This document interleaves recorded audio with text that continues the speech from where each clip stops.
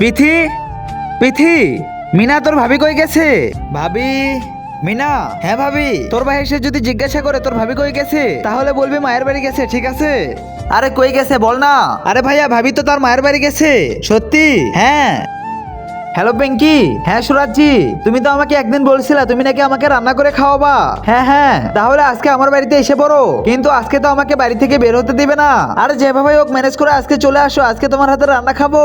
ভাবিকে তাড়াতাড়ি মেসেজ করে বলি। ওকে। ইয়াহো, আজকে তো আমার অনেক মজা হবে। পিঙ্কির হাতের আজকে রান্না খাবো।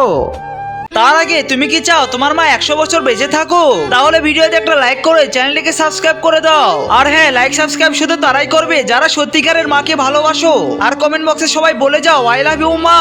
দুম্বচুকা দুম্বচুকা দুম দুম দুম।